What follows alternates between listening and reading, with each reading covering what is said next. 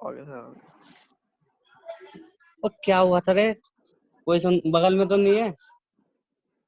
Sir आ गए। है चल के। सर आ गए। तुषार और दिनेश दो जने आए हुए हैं। सर डॉक्टर कौन सर? Good afternoon sir. आवाज आ रही है भाई तुम तक? Yes sir. हाँ जी सर मेरे पास तुम्हारी आवाज कम ही आ पा रही है। चलो खैर आज सर शुरू करते रेंज हैं अपनी नहीं है ना। क्लास टाइम पे। जो आएंगे ठीक बाद में आ जाएंगे। ठीक है सर। ठीक कल है हमने जहाँ पे छोड़ा था वो स्टार्टिंग है कि पैकेजिंग और लेबलिंग। इससे रिलेटेड क्या क्या अपने पास फॉर्म्स हैं या फॉर्मेलिटीज हैं जो अपने को कंप्लीट करनी होती हैं। और रेगुलेटरी पॉइंट ऑफ व्यू से ये बड़ा एक इम्पॉर्टेंट एस्पेक्ट है पैकेजिंग और लेबलिंग, क्योंकि बहुत ज़्यादा शिकायतें आती हैं इसमें। दो पार्ट है, पैकेजिंग और दूसरा है लेबलिंग। लेबलिंग का मतलब लेबल जो लगा हुआ उस पर क्या क्या चीज़ें लिखी हुई हैं, और पैकेजिंग आपने कौन सी कैसे यूज़ की हुई है। तो सबसे पहले जो चीज़ कंज्यूमर को दिखाई देती है ना, किसी भी प्रोडक्ट का पैकेज दिखाई देता है, उसके ऊपर क्या लिखा हुआ लेबल दिखाई देता है देखने से सबसे पहले कि पैकेज अगर ट्रांसपेरेंट है, जैसे अपनी ग्लास बॉटल वगैरह है, तो उसके अंदर से प्रोडक्ट का कलर दिखाई देता है, उससे वो क्वालिटी का अंदाजा लगाता है। कोई डिफेक्ट है वो उसमें से दिख जाता है। कलर के अंदर कोई वेरिएशन है वो दिख जाती है। सॉसेज वगैरह में जैसे जो पुराने हो जाते हैं सॉस, वो डिसकलर्ड हो जाते हैं क्योंकि टाइम के साथ जो ऑर्गेनिक कलर्स हैं आपके वो फेड हो जाते हैं। आमतौर पे प्राइमरी और सेकेंडरी दो तरह के पैकेज इस्तेमाल होते हैं। प्राइमरी पैकेज तो वो होता है जिसके अंदर फूड डायरेक्ट कांटेक्ट में आता है अपने पैकेजिंग मटेरियल के। जैसे हमने सॉस प्लास्टिक बॉटल में, ग्लास बॉटल में डाला है, तो वो जो प्लास्टिक बॉटल या ग्लास बॉटल है जिसमें सॉस डाला हुआ है, या पाउच है जिसमें अपना कोई भी सॉस या और कोई मटेरियल डाला हुआ है, वो हो गया प्राइमरी पैकेज। अब इस बॉटल को अगर आप कार्टन में डालोगे किसी में, जैसे आप एग्जाम्पल के लिए कार्बोनेटेड नहीं है, अल्कोहलिक बेवरेज है, तो वो उन बॉटल्स को फिर अलग से गत्ते के डब्बे में पैक किया जाता है, वो सेकेंडरी आपका पैकेजिंग है। इसके बाद उन डब्बों को जिनके अंदर बोतलें डाली हुई हैं, उन डब्बों को फिर एक पेटी में पैक करते हैं, कार्टन जिसको बोलते हैं, वो आपका टर्सरी है।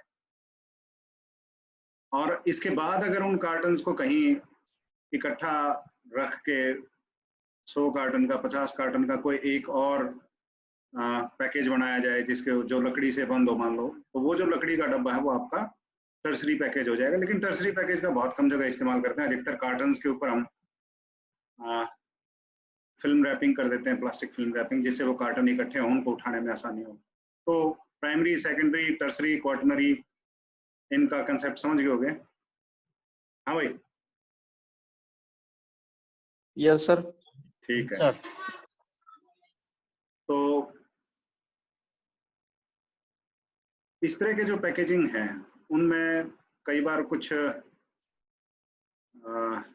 अगर डिफेक्ट आ जाते हैं, कहीं से टूट फूट जाता है, तो उससे भी कंज्यूमर के ऊपर बड़ा नेगेटिव इफेक्ट जाता है, नेगेटिव इंप्रेशन जाता है क्वालिटी को लेके। जैसे बॉटल के अंदर स्ट्रेंथ नहीं है, या जो आपके जिस तरह टिन आते हैं घी के, वो कोने से मुड़े हुए हों, दबे हुए हैं, तो यूं लगता है कि यहाँ ट्रांसपोर्टेशन में कुछ ना कुछ अब्यूज हुआ है, और मुड़े हुए हैं तो हो सकता है कहीं से सील लीक होगी हो। तो आमतौर पे उन पैकेजेस को कंज्यूमर बाय नहीं करता जिसमें इस तरह के डिफेक्ट होते हैं। कई जगह जिस तरह सेकेंडरी, टर्सरी का भी एग्जांपल इसमें देते हैं कि पाउच है जो वो माइक्रोवेवेबल पाउच होता है, उस पाउच को सीधा माइक्रोवेव में रख के गर्म कर सकते हैं। उस पाउच को पैक किया होगा कार्टन में, और कार्टन्स को फिर अलग से बड़ा शिपिंग केस होगा, उसमें डालते हैं। तो ये अलग अलग तरह के प्राइमरी, सेकेंडरी, टर्सरी और क्वार्टनरी, ये पैकेजिंग मटेरियल्स की बात है। पैकेजिंग और लेबलिंग से रिलेटेड वही क्वालिटी के जो पैरामीटर्स होते हैं रेगुलेटरी, जो हमारे लिए मैंडेटरी होते हैं, हमें मानने होते हैं।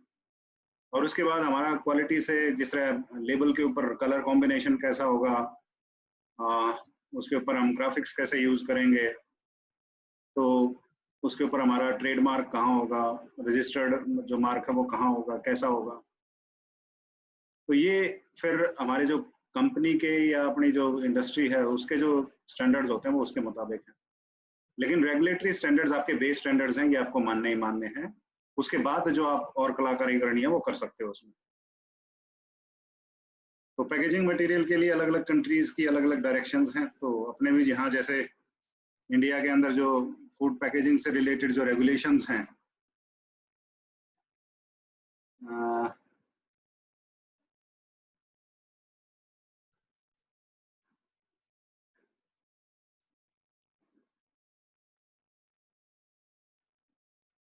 इसमें यार ये भी समस्या है।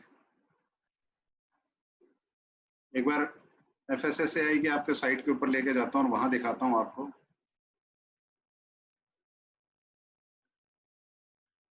यहाँ पे आपको रेगुलेशंस में अलग से मिलेंगी, पैकेजिंग रेगुलेशंस ऊपर आपके साथ शेयर करता हूँ मैं। ये जो पैकेजिंग रेगुलेशंस हैं, FSSAI की साइट है, उसमें रेगुलेशंस मिलेंगे, food safety and standards regulation. तो इसमें टोटल 18 रेगुलेशंस हैं जो अभी फिलहाल एग्जिस्ट करती हैं, 18। तो उनमें से आपको मिलेगी यहाँ पे packaging and labelling regulation 4 number पे जो है। इन रेगुलेशंस के साथ साथ जो इन्होंने बाद में इंस्ट्रक्शंस निकाली हैं, कंपेंडियम में वो इंस्ट्रक्शंस भी होती है, ये कलेक्शन होती है जितने भी, और इसके बाद रेगुलेशन आने के बाद अमेंडमेंट निकाली हैं, कोई और इन्होंने डायरेक्टिव्स निकाले हैं, ऑर्डर्स निकाले हैं डिपार्टमेंट, तो वो सारे कंपेंडियम में होते हैं। तो जो भी रेगुलेटरी के बंदे हैं वो वहाँ की, इंडिया की जैसे रेगुलेटरी एजेंसी FSSAI है, तो इसकी वेबसाइट को वो बार बार विजिट करते हैं, दिन में 2-3 बार जरूर करते हैं कि कोई नई रेगुलेशन आई है या कोई नई गाइडलाइंस आई है। यहाँ पे एडवाइजरीज और ऑर्डर्स के अंदर आपको डेली ऑर्डर्स जो ये इशू करते हैं वो मिलेंगे। अभी जैसे इन्होंने आज 21 तारीख है, तो 20/4 को इन्होंने COVID-19 से रिलेटेड, वर्किंग से रिलेटेड यहाँ पे कोई गाइडलाइन जारी की हैं। इसमें कहीं ना कहीं आपको पैकेजिंग से रिलेटेड भी कोई भी अगर लेटेस्ट इन्होंने गाइडलाइन जारी की होंगी वो मिल जाएंगी।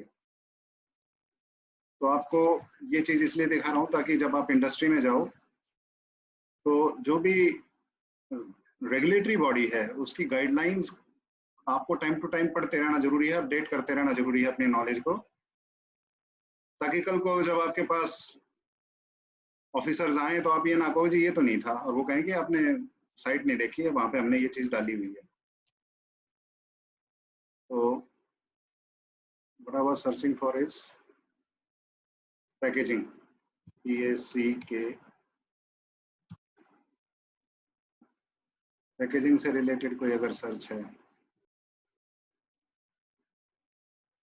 एक बार करके देख लेते हैं इसको, कौन सी डिवीजन में, इम्पोर्टेंट लीगल, क्योंकि लीगल डिवीजन जो रेगुलेटरी वगैरह से रिलेटेड हैं, जो एक्ट से रिलेटेड हैं,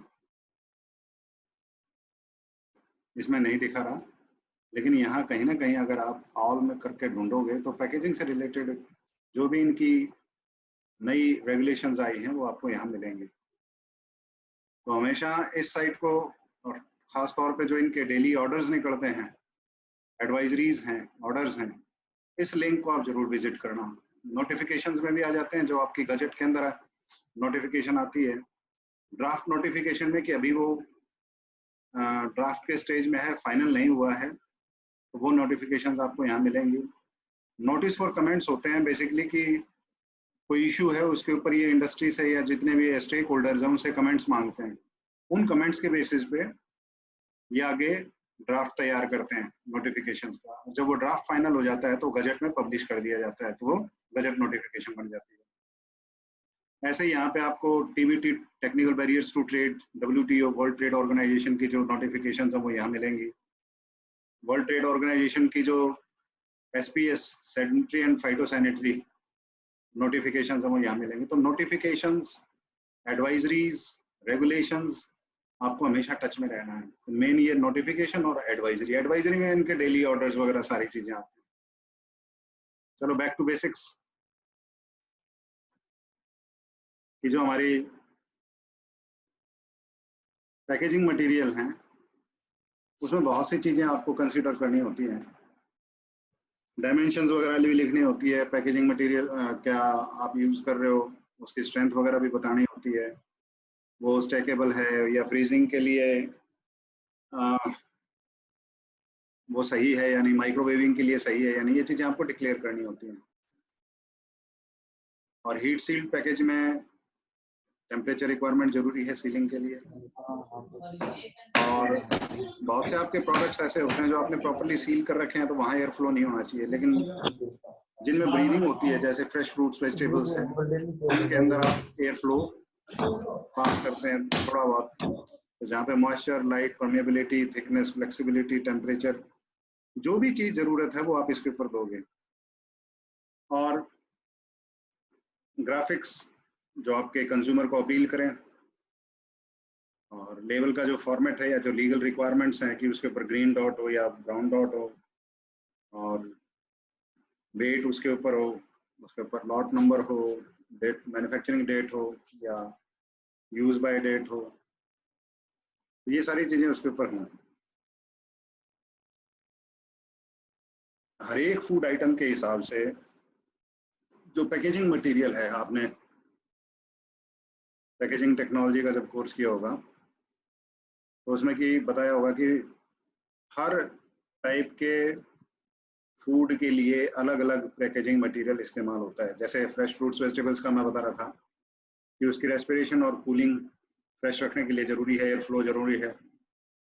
और डेयरी जितने भी प्रोडक्ट्स हैं वहाँ पे लाइट नहीं होनी चाहिए, एक्सेसिव ऑक्सीजन नहीं होनी चाहिए, अदरवाइज ऑक्सीडेशन होगा, एंजिडिटी होगी और फ्लेवर डिफेक्ट होगा। इसके बाद टी बैग्स हैं, जैसे अगर वो मॉइस्चर ज़्यादा जाएगा तो टी का जो फ्लेवर है वो खराब हो जाएगा, टी ऑक्सीडाइज हो जाएगी। ग्राफिक्स है, उसमें कैसे कितने साइज के फॉन्ट आप यूज कर सकते हो, कैसी पिक्चर यूज कर सकते हो, कंटेंट्स का बताना है कितना है साइज, कहाँ पे मैन्युफैक्चर हुआ है, किसने मार्केट किया है, ये सारी इन्फॉर्मेशन कोई भी आप फूड आइटम मार्केट में से उठा के देख लो, उसके ऊपर ये सारी इन्फॉर्मेशन मिलेंगी। और जो आपकी लीगल रिक्वायरमेंट्स हैं वो आपके जो रेगुलेटरी रेगुलेशंस हैं इसकी पैकेजिंग एंड लेबलिंग की, उनके अंदर ये सारी चीजें डिक्लेयर्ड हैं। तो जो भी गवर्नमेंट की रेगुलेशंस हैं उसके हिसाब से ये सारी चीजें करनी है। ग्राफिक्स वगैरह आपके ऑप्शनल हैं, ये आपके पास लिबर्टी होती है, कलर कॉम्बिनेशन ये आपके पास लिबर्टी होती है, लेकिन जो ये मिसलेबलिंग है या मिस ब्रांडिंग है ये नहीं होनी चाहिए। इसका मतलब क्या है कि जिस तरह अपना पार्ले जी है, बिस्किट है, कई उसी फॉन्ट में उसी लड़की की फोटो दिखा के और पी की बजाय एल लिख देते हैं, लार्ले जी, ये मिस ब्रांडिंग है। तो बहुत बार ऐसा है कि कंपनीज अगर कोई इस तरह का काम करता है तो उसके खिलाफ कार्रवाई करती है, उसका नोटिस वगैरह देती है, अगर वो विड्रॉ कर लेता है ठीक है, अदरवाइज उसको फिर कोर्ट के अंदर उसके ऊपर केस चलता है। तो मटेरियल कैसा इस्तेमाल करना है आपके प्रोडक्ट की रिक्वायरमेंट के हिसाब से है जो उसमें पैक करोगे, और इसके अंदर काफ़ी इनोवेशन चलती रहती है। जैसे टेट्रा पैक है, लेटेस्ट इनोवेशन की बहुत अच्छी पैकेजिंग, जिससे आपकी शेल्फ लाइफ बहुत बढ़ जाती है जो भी टेट्रा पैक प्रोडक्ट्स हैं उसकी।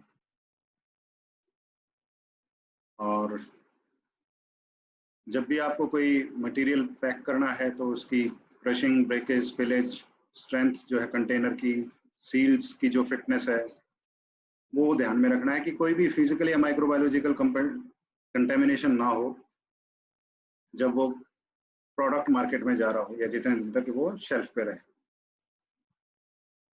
Next one is our GMPs and sanitation. तो जो GMP हैं, बेसिकली गुड मैन्युफैक्चरिंग प्रैक्टिसेस, ये कुछ ऐसे स्पेसिफिक प्रोसीजर हैं जो हर एक इंडस्ट्री में हर एक जगह पे अप्लाई किए जाते हैं ताकि कंटेमिनेशन फूड प्रोडक्ट्स के अंदर मिनिमम हो, चाहे वो आपकी मैन्युफैक्चरिंग इंडस्ट्री है, चाहे प्रोसेसिंग है, चाहे वेयर हाउसिंग है। और टाइम टू टाइम जो आपकी GMPs हैं इनको अपडेट भी करते रहते हैं। तो करंट CGMPs बोलते हैं, करंट GMPs, उनको आपको फॉलो करना होता है।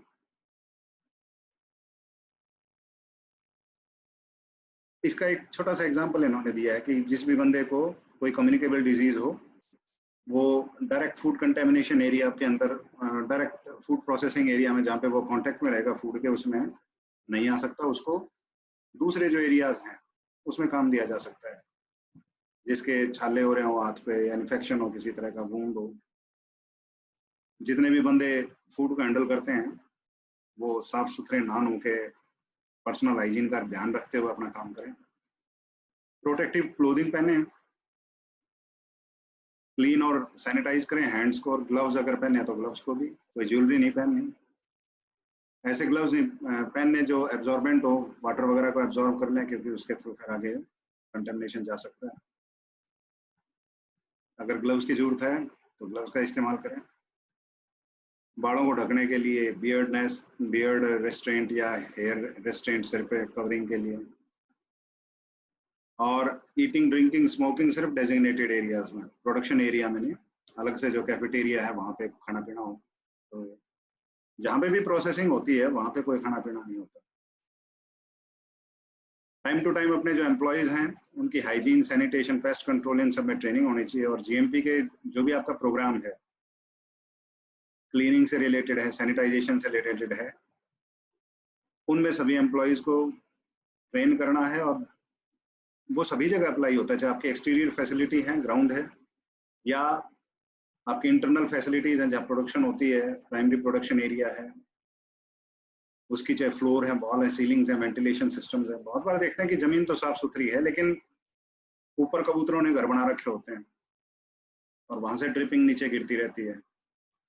तो पंखे लगे हुए हैं या आपके जो एग्जॉस्ट लगे हुए हैं उसके ऊपर जब रोक के देखते हैं तो वहां पे बहुत धूल मिट्टी होती है। तो ये भी ध्यान रखना है कि टाइम टू टाइम उनको भी साफ किया जाए। ऐसे ही वेंटिलेशन सिस्टम मान लो कर रखा है आपने, फिल्टर लगा रखे हैं एयर के लिए, एपा फिल्टर हैं, लेकिन एपा फिल्टर को भी टाइम टू टाइम साफ करना होता है, उनको रिप्लेस करना होता है। तो ये ना हो कि एक बार लगाया और उसके बाद छोड़ दिया, उसका ध्यान ही नहीं दिया। तो मेंटेनेंस जो है वो बहुत जरूरी है। इसी तरह से इक्विपमेंट के अंदर और जहाँ भी फूड कंटेक्ट सरफेसेस हैं, कन्वेयर बेल्ट्स हैं, कन्वेयर्स हैं, और जो भी मूविंग पार्ट्स हैं उनकी ग्रीजिंग, ऑयलिंग है, तो वो सारी चीजें आपको देखनी है, मेंटेन करनी है। तो ये सारी जीएमपी में आती हैं।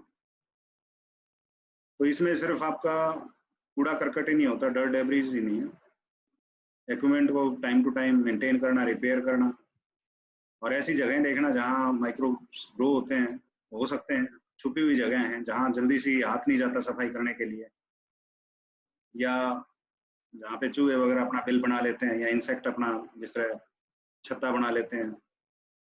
तो ऐसी जो छुपने की जगह है इंसेक्ट पेस्ट की, उनको भी आपको खत्म करना है। ये आपको जो आपका जीएमपीज हैं इन्हीं के अंदर ये चीजें डिक्लेयर्ड होती हैं और उसको आपको फॉलो करना होता है। अब कौन सी एक्टिविटी कब करनी है, किसको करनी है, शेड्यूल क्या रहेगा क्लीनिंग का, सैनिटाइजेशन का, कौन कौन से क्लीनिंग केमिकल्स और सैनिटाइजर्स या बेट्स जो आप पेस्ट कंट्रोल में यूज करते हैं उनका इस्तेमाल करोगे, कहाँ कहाँ करोगे, और इन सब के लिए जिस तरह केमिकल्स वगैरह हैं, सॉल्यूशन बनाना है तो कितने % का सॉल्यूशन बनेगा, तो ये सारा आप पहले डिफाइन करते हो स्टैंडर्ड्स में। और ये काम आपने प्रॉपरली किए हैं नहीं, इसके लिए आप प्रॉपर रिकॉर्ड मेंटेन करके रखते हो। Next is our warehousing. Warehousing में 3 तरह का काम होता है। पहले तो रिसीव करना, कोई भी माल आया, चाहे रॉ मटेरियल है या फिनिश गुड है। अगर आपका रॉ मटेरियल वेयर हाउसिंग है तो रॉ मटेरियल, फिनिश गुड है तो फिनिश गुड।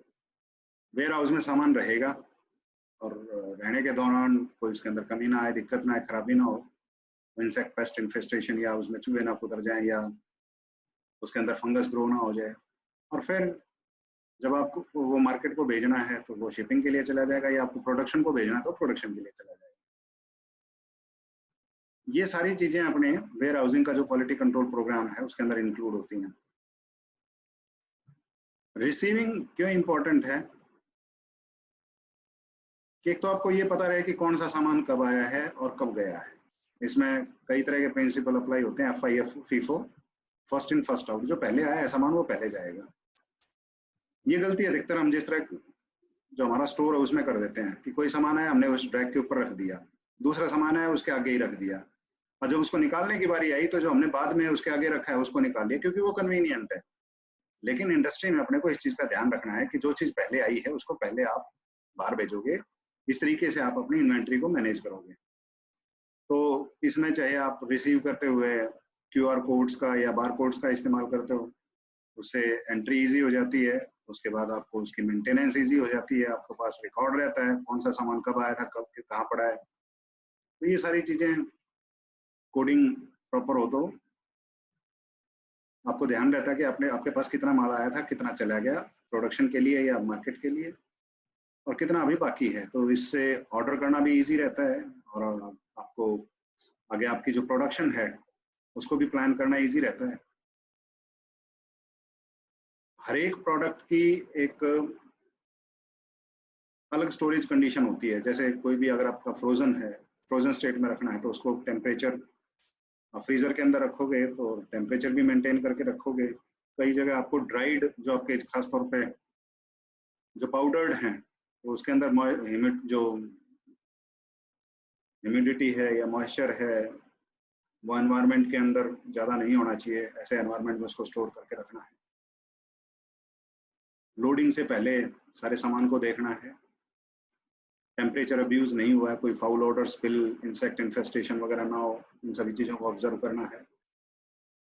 और कोई रेफ्रिजरेटेड या फ्रोजन प्रोडक्ट्स है तो उसके अंदर टेम्परेचर मेंटेन करके रखना है।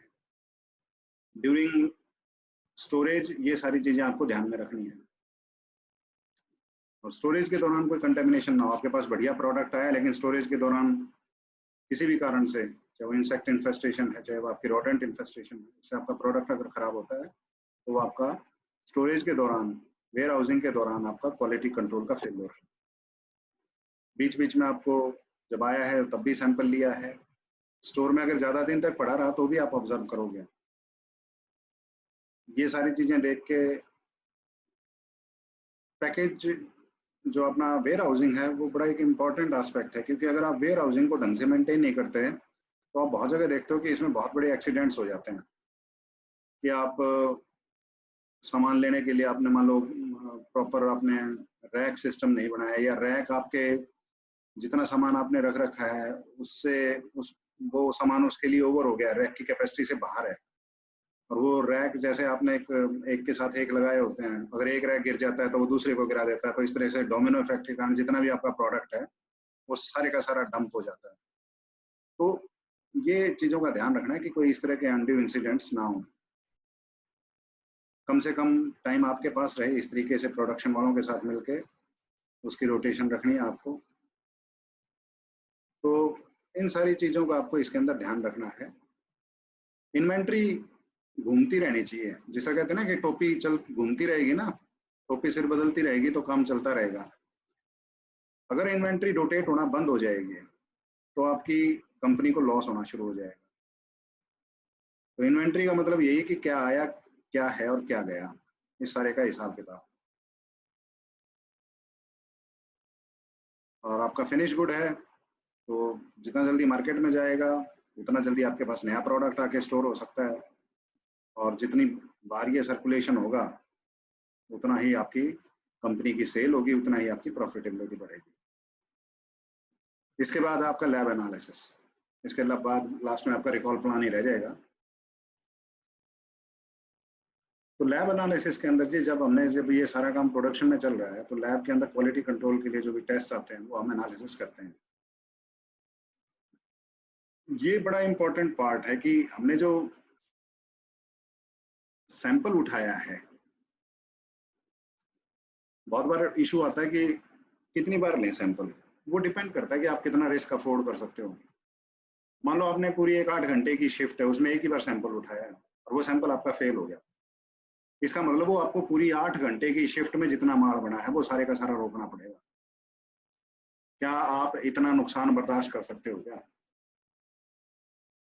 तो इन सारी स्टडीज को देख के उसके बाद आपकी जो एनालिसिस की फ्रीक्वेंसी है उसके हिसाब से आपकी सैम्पलिंग प्लान बनाई जाती है, और उस सैम्पलिंग प्लान के हिसाब से सैंपल आते हैं और फिर आप उसके एनालिसिस करके रिजल्ट देते हो, और उस रिजल्ट के बेसिस पे ये डिसाइड होता है कि प्रोडक्ट मार्केट में जाएगा या नहीं जाएगा, कि वो जितनी भी रिक्वायरमेंट्स है, रेगुलेटरी रिक्वायरमेंट्स, हमारी क्वालिटी रिक्वायरमेंट्स है इंटरनल, उनको अगर वो पूरा करेगा तो मार्केट में जाएगा, अदरवाइज नहीं जाएगा। तो एनालिसिस कैसे करना है, इसके प्रोटोकॉल होते हैं, कौन कौन से करना है वो प्रोटोकॉल आपके पास अवेलेबल होते हैं लैब में। उसके लिए जो इंस्ट्रूमेंट्स हैं, केमिकल्स हैं, जो ट्रेंड पर्सन्स हैं, वो सभी अवेलेबल हैं।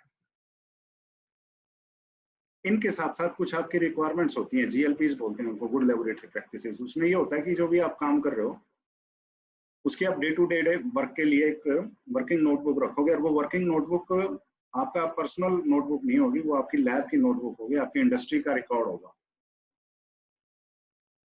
और जब आपको टेस्टिंग बताई जाती है तो उस नोटबुक के अंदर कैसे आपको ऑब्जर्वेशन लेनी है, किस तरह की नोटबुक होती है, वो खानों वाली नोटबुक होती है, और उसमें एक खाने में सिर्फ एक ही डिजिट लिखा जाता है। और पेन से करते हो आप, कटिंग करनी हो तो सिर्फ एक बार लाइन मारोगे, उसके ऊपर जो आपकी करेक्टेड रीडिंग है वो लिखोगे, और करेक्शन क्यों की है इसका कारण लिखोगे। चाहे वो माइक्रोबायोलॉजिकल टेस्टिंग है, चाहे केमिकल है, फिजिकल है। ये जो आपके ऑफिशियल मेथड ऑफ एनालिसिस हैं, जैसे FSSAI की जो मैनुअल है उनसे हो या कहीं और से हो, AOC से हो या ACA से हो, वो आपको जो भी मेथड आपने रेफर किया है वो आपको आगे लिखना है। आपने इंटरनल क्वालिटी कंट्रोल के लिए, रेगुलेटरी के तो करने ही करने हैं सारे, इंटरनल क्वालिटी कंट्रोल के लिए भी अगर आपके जो अलग से आपने पैरामीटर्स लिए हैं, उन पैरामीटर्स को भी आपको इसमें नोट करना है। कोई डिफेक्ट फाइंड करना है या कलर चार्ट है, तो जितने भी आप एनालिसिस करोगे, अगर कोई स्पेसिफिक एनालिसिस है जिसके लिए मान लो GC का यूज होता है, गैस क्रोमेटोग्राफी का, या AS का यूज होता है, एटॉमिक एब्जॉर्प्शन स्पेक्ट्रोस्कोपी का, तो वो आपके पास स्पेशलाइज्ड इक्विपमेंट और उनको उनके ऊपर काम करने वाले ट्रेंड बंदे भी हों, ये ध्यान रखना। माइक्रोबायोलॉजी के लिए जो आपके पास माइक्रोबायोलॉजिस्ट हैं, उनको सभी केमिकल्स, उनकी अलग से लैब और इक्विपमेंट, कोई स्पेशल इंस्ट्रूमेंट अगर उनको चाहिए, इनक्यूबेटर्स हैं, ऑटोक्लेव हैं, तो ये सारी चीज़ें उनको अवेलेबल करवाओगे अपनी लैब के अंदर, और लैब के अंदर वो उस पर काम करेंगे। इसके लिए अलग अलग टेस्ट हैं, जैसे बैक्टीरिया ईस्ट मोल्ड के टेस्ट हैं, SPC है, इकोलाई, साल्मोनेला है। तो जो जो टेस्ट आपके पास पॉसिबल हैं वो अपनी लैब में करोगे। जो वहाँ पॉसिबल नहीं है उसके लिए आप आउटसोर्सिंग कर सकते हो, लेकिन ये ध्यान रखना है कि आउटसोर्सिंग में जब तक आपके पास रिजल्ट नहीं आ जाता तब तक आप प्रोडक्ट मार्केट में नहीं भेजोगे। क्योंकि अगर एक बार आपने मार्केट में भेज दिया और उसका रिजल्ट आता है नेगेटिव, पॉजिटिव, कि भाई ये पर्टिकुलर माइक्रोब इकोलाई है या साल्मोनेला इसमें प्रेजेंट है, तो आपको वो सारा प्रोडक्ट रिकॉल करना पड़ेगा। तो उसकी वजह यही है बेटर कि जब तक वो टेस्ट पॉजिटिव नहीं आता तब तक आप अपने वेयर हाउस में रखो, फिनिश गुड वेयर हाउस में, और जब वहां से आपको ओके मिल जाए तब आप उसको रिलीज करो। दिनेश हाँ, ये सर कहाँ चले गए? पता आ नहीं। गए आ गए आ गए। दोबारा से कनेक्ट हुआ, बीच में कोई कनेक्शन में प्रॉब्लम आ गई थी। कोई बात नहीं सर। तो लैब की हम बात कर रहे थे, चाहे आपके इन हाउस लैब है, चाहे आप कोई इंडिपेंडेंट लैब से वो एनालिसिस करवा रहे हो, जितने टेस्ट आपके पास पॉसिबल हैं, कई बार अपने टेस्ट को क्रॉस चेक करने के लिए कि मैं टेस्ट कर रहा हूँ वो सही भी है या नहीं, तो उसके लिए आप जो इंडिपेंडेंट लैब्स हैं, थर्ड पार्टी लैब्स हैं, उनका यूज करते हो, और दोनों के हिसाब से अपने जो आपके रिपोर्ट आती हैं वो रिपोर्ट आगे भेजते हो। उसके बेस पे आप डिसीजन लेते हो कि प्रोडक्ट आपको मार्केट में भेजना है या नहीं। तो एनालिसिस के लिए जब आपको इसमें बंदे चाहिए होते हैं तो उसकी जो क्वालिफिकेशन है उस पर ध्यान रखना है, और जो टेस्ट आपको चाहिए, अगर आपके बंदे क्वालिफाइड हैं लेकिन वो टेस्ट नहीं परफॉर्म कर पाते तो उसको टेस्ट के लिए ट्रेनिंग दिलवाना, ये आपका काम है फूड इंडस्ट्री का। अलग अलग तरह के टेस्ट हैं, कुछ एग्जांपल इन्होंने दिए, जैसे SPC है, जिससे कितने टोटल बैक्टीरिया हैं वो पता लग जाते हैं, स्टैंडर्ड प्लेट काउंट है। ईस्ट एंड मोल्ड के लिए है, तो टोटल जो ईस्ट एंड मोल्ड है फंगस है कितना है।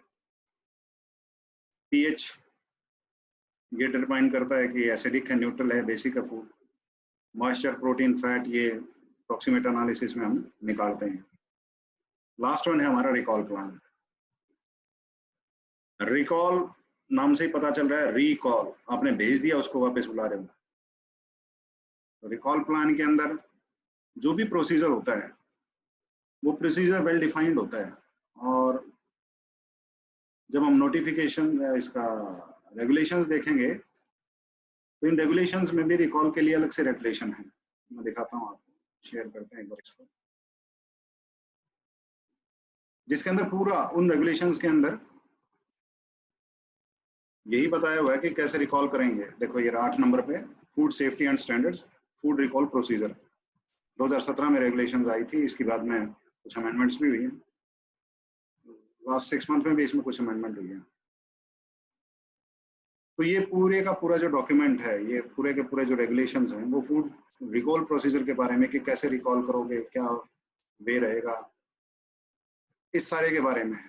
तो FSSAI के अगर आपको रेगुलेशंस देखनी है फूड रिकॉल प्रोसीजर से रिलेटेड, तो this the document to go for. इसके हिसाब से ही आप अपनी चाहे कोई भी फूड इंडस्ट्री है इंडिया में, उसमें काम करोगे।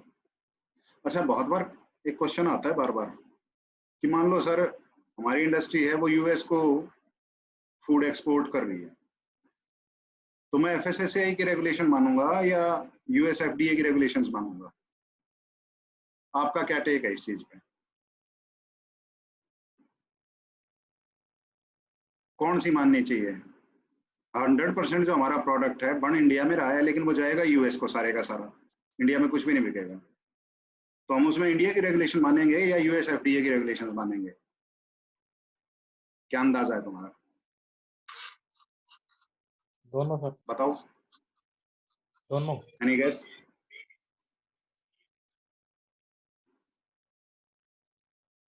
द करेक्ट आंसर इज कि जिस कंट्री में बन रहा है उसकी भी रेगुलेशन मानोगे और जिसको जा रहा है उसकी भी रेगुलेशन मानोगे, दोनों रेगुलेशन आपको फॉलो करनी पड़ेंगी। जी सर।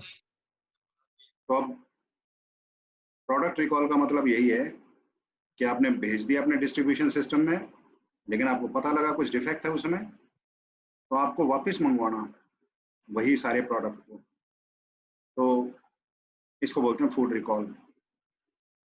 और इस रिकॉल प्लान के अंदर हर एक इंडस्ट्री में ये चीज हो सकती है, क्योंकि गड़बड़ कहीं भी हो सकती है, इतनी सावधानियां इतना सब कुछ करने के बाद भी there are chances of error, there are chances of mistakes. तो दुआ यही करते हैं सारे कि फूड रिकॉल ना करना पड़े, कोई रिकॉल ना हो किसी इंडस्ट्री का, लेकिन ये सच्चाई भी है कि हर कंपनी, हर फूड बिजनेस रिकॉल के लिए ससेप्टेबल है, गलती कहीं भी हो सकती है। अच्छा, इसमें भी दो चीजें हैं। जब हम ट्रेनिंग ले रहे थे फूड डिफेंस पे, तो वहां पे US के अंदर सबसे ज्यादा फूड रिकॉल्स के इंसिडेंट्स थे, तो वहां यही क्वेश्चन उठा कि US में इतने फूड रिकॉल्स क्यों है, क्या खराब बनता है क्या यहाँ? ऐसा नहीं है, बहुत सी ऐसी कंट्रीज हैं जहां पे कुछ खराब हुआ है, इसको डिटेक्ट करने का मैकेनिज्म ही नहीं है, या है तो सिर्फ फर्जी है, आगे रिपोर्टिंग होती नहीं, अंडर रिपोर्टिंग है, जिसके कारण यूँ लगता है कि यहाँ तो सब कुछ ठीक ठाक चल रहा है। ऐसा नहीं है। अगर आप सही ढंग से इम्प्लीमेंट करते हो अपने सभी रूल रेगुलेशंस को, यू विल फाइंड कि आपकी जो रिकॉल प्रोसीजर है या रिकॉल जो आपकी हैं वो बढ़ जाती हैं। तो अगर ज़्यादा रिकॉल है, इसका मतलब कि आपका जो रेगुलेटरी सिस्टम है, रेगुलेटरी मैकेनिज्म है, वो ढंग से काम कर रहा है। तो दोनों ही कारण हो सकते हैं, लेकिन जहाँ रिकॉल ज़्यादा है इसका मतलब ये डायरेक्ट ये तो है कि आपका जो रेगुलेटरी मैकेनिज्म है वो सही काम कर रहा है। तो रिकॉल US FDA की हैं, जैसे इन्होंने डिफाइन कर रखी हैं कि 3 क्लास हैं, क्लास 1 और class 2 and class 3 recall. Class 1 recall जिसके अंदर ये लगे कि जो भी डिफेक्टिव प्रोडक्ट हमारा बना है, अगर वो मार्केट में पहुंचा तो बहुत से लोगों की हेल्थ पे बड़ा सीरियस इफेक्ट पड़ेगा, जिससे लोगों की मौत भी हो सकती है। तो depending upon the intensity of the effect which is going to happen to the public और public's health, तो उसके ऊपर डिपेंड करता है। अगर उसमें डेथ का भी अंदेशा है, जैसे आमतौर पे इकोलाई का अगर आउटब्रेक होता है और वो बहुत बड़ी कंपनी है, बहुत मीट प्रोड्यूस कर रही है, तो वैसी सिचुएशन में वो क्लास 1 रिकॉल में जाएगा जब वॉल्यूम बहुत ज़्यादा है और कंटेमिनेशन बड़े लेवल पे है। क्लास 2 रिकॉल के अंदर कोई एडवर्स हेल्थ इफेक्ट हो सकता है, लेकिन डेथ की पॉसिबिलिटी बहुत कम है।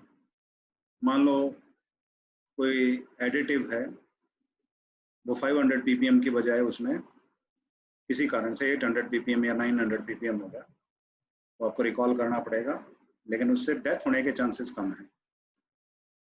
क्लास 3 रिकॉल के अंदर ये प्रोडक्ट डिफेक्टिव है, लेकिन इससे कोई हेल्थ हैजार्ड नहीं होगा। जैसे कई बार कोई प्लास्टिक के छोटे श्रेड्स या टुकड़े या रबड़ के छोटे टुकड़े या किसी यार्न के छोटे टुकड़े उसमें चले जाते हैं, तो उससे कोई बड़ा हेल्थ हैजार्ड नहीं होता, लेकिन क्योंकि वो डिफेक्ट है प्रोडक्ट के अंदर, विद इन लिमिट, इम्प्योरिटीज नहीं है, तो आप उसको क्लास 3 रिकॉल में लेंगे। इन्होंने बताया जैसे यही चीज कि कोई भी टॉक्सिक सब्सटेंस है, माइक्रोबायोलॉजिकल कोई हैजार्ड है, तो वो क्लास 1 में जाएगा। जहाँ पे कंटेमिनेशन ऐसी है कि वो फूड इन्फेक्शन माइक्रो ऑर्गेनिज्म है, लेकिन हेल्थ हैजार्ड नहीं है इतना बड़ा, तो वो क्लास 2 में जाएगा। क्लास 3 के अंदर कोई भी ऐसा क्राइटेरिया हो सकता है जो वो आइडेंटिटी जो होनी चाहिए उस स्टैंडर्ड की, उसके हिसाब से नहीं है, या कोई छोटा मोटा डिफेक्ट है जिससे कोई पब्लिक हेल्थ का हैजार्ड नहीं है, वो क्लास 3 में आएगा। तो रिकॉल जो है उसके लिए हर एक इंडस्ट्री को तैयार रहना चाहिए, क्योंकि ये एक बहुत ऐसा प्रोग्राम होता है कि हो सकता है आपको आपकी प्रोडक्शन पहले स्टॉप करनी पड़े, सारा रिकॉल करना पड़े, फिर रिकॉल के साथ जो आपने मटेरियल मंगवाया है वापस, उसको जब तक आप अप्रोप्रिएट एक्शन उस पर कंप्लीट ना हो जाए, तब तक आपका रिकॉल जो है वो टर्मिनेट नहीं होता। तो बहुत बार प्रोडक्शन भी स्टॉप कर दी जाती है अगर क्लास 1 रिकॉल है, जब तक सारा एनवायरमेंटल सैनिटेशन प्रोग्राम उसमें कंप्लीट नहीं हो जाता, और सैंपल्स आपके जो पहले पॉजिटिव आए थे माइक्रोब्स के लिए, अब वो नेगेटिव नहीं आ जाते लगातार 3 सैंपल, तब तक आपको प्रोडक्शन रन के लिए परमिशन नहीं दी जाती। तो बड़ा फर्क पड़ता है। और कोडिंग इसलिए करते हैं कि अपने को पता रहे कि कहाँ तक हमारा सैंपल ठीक था, कब गड़बड़ हुई है, ताकि उसी कोड का प्रोडक्ट मार्केट से मंगवाया जाए, ना कि सारे का सारा। तो इसीलिए आपकी रिकॉर्ड कीपिंग रहती है हर जगह पे, आपके जो QR कोड्स हैं या बार कोड्स की मदद से, ताकि इस काम को जल्दी से जल्दी अंजाम दिया जा सके, भेजने का काम भी और वापस मंगाने का काम भी, और स्पेसिफिक वही प्रोडक्ट मार्केट से आए जिसमें डिफेक्ट है। तो आप फूड रिकॉल्स अगर देखना चाहो, 2-3 मिनट रहेगी भाई मेरे पास, तो FDA की साइट पे जाना, US FDA food recall Google में सर्च करना, तो FDA की साइट पे आपको लेके जाएगा। FDA रिकॉल्स, मार्केट विड्रॉल्स, इस तरह की जो भी या सेफ्टी अलर्ट्स हैं, ये आपको इस साइट पे मिलेंगे। अच्छा, 2 टर्म आई इसमें, रिकॉल और मार्केट विड्रॉल। कल के लिए असाइनमेंट ये है कि इन तीनों टर्म्स में क्या फर्क है, रिकॉल किसको बोलेंगे, मार्केट विड्रॉल किसको बोलेंगे, और सेफ्टी अलर्ट क्या होगा। इसमें आप देखो अभी जैसे 20/4 का ही, ये तो इन्होंने उसका ड्रग्स का है, आपके पास 17/4 का है अनसाल्टेड बटर होमस्टेड क्रीमरी का। अच्छा, मैं शेयर करता हूँ, एक बार मैंने शेयर नहीं किया आपके साथ, इस साइट के ऊपर ये इन्फॉर्मेशन है, fda.gov गवर्नमेंट की साइट है इनकी। इसके अंदर लिस्टीरिया मोनोसाइटोजेनिस ये हो सकता है, एलमोनो, तो इसलिए इसका जब इस पर क्लिक करोगे तो यहाँ पे पता चल जाएगा कि कैसे रिकॉल है ये। और इसमें देखोगे नीचे बटर के अंदर एलमोनो है, इन्होंने बैच नंबर भी बता रखा होगा या बता रखा होगा आगे इसका जो कि कब से कब तक का बना हुआ है ये प्रोडक्ट, तो इसका जो पूरा रिकॉर्ड होगा उसमें सारा दिखेगा। तो इस तरीके से भाई आपका फूड रिकॉल वाला काम होता है कंप्लीट। टाइम खत्म होने वाला है, 5-7 सेकंड ही है, तो कल के लिए आपको यही करके आना है इसमें।